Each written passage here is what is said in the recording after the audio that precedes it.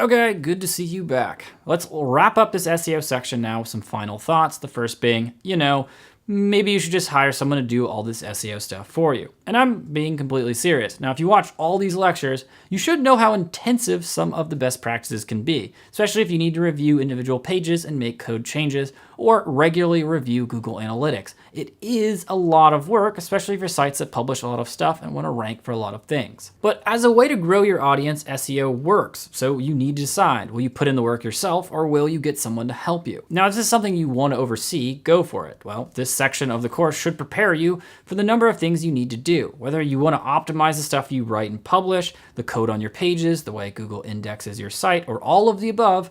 You've got what you need to do it in its most basic form. But for those of you who are interested in outsourcing this SEO work, there's a few things you probably should consider before hiring anyone. Number one is figure out exactly what work you'll want an SEO person to do. Is it just the keyword research or the reporting on analytics or optimizing the code on your site, or is it multiple tasks? Generally speaking, some of these tasks have a finite amount of work to them. You can only optimize your pages so much until they're optimized and you're done. Same thing with page download speed. But link building, there's no cap to that. I mean, you can just keep building links forever. It's not like you hit 100 and you're just done. You generally need to know what part of SEO work you want them to be on, and then especially if it's something you just don't have time to do, or if it's something you want a long-term effort towards. Now, what they do and what they specialize will definitely affect what you pay them. Number two is figure out exactly what you hope to gain by hiring an SEO person.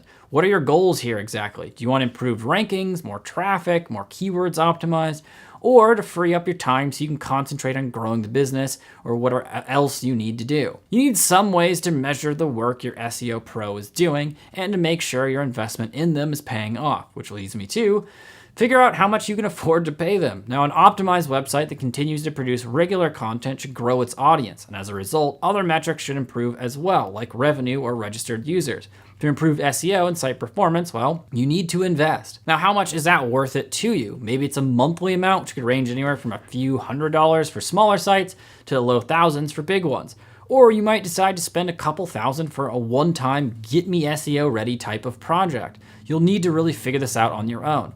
What you don't want to happen is when you hire an SEO person is for them to use poor techniques to try and achieve the goals you set for them. That could damage your site, especially if they use shady techniques that could potentially get your site penalized by Google. So review any prospective SEO person's priorities and ask about which techniques they'd use to optimize different parts of your site, build traffic, or improve keyword rankings.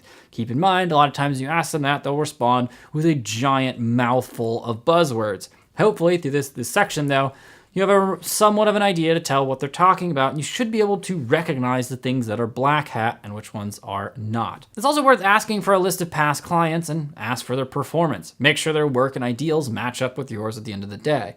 In the end, you might only need an SEO pro to get you started or just to do the technical optimization for you, or you might actually need them periodically to check back in and review as you create more stuff.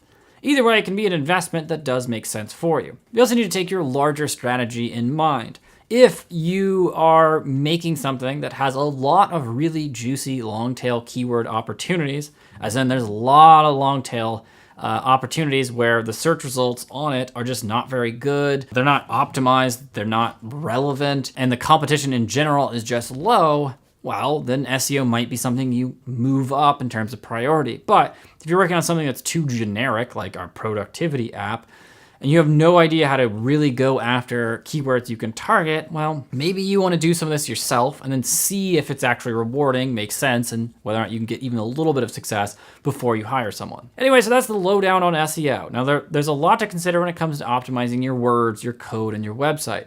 What we've covered here can get you in good shape for the task of growing your audience and getting your site found, which is the next step into getting from 500 customers to 1,000. Good luck, and I'll look for you and your site on the interwebs.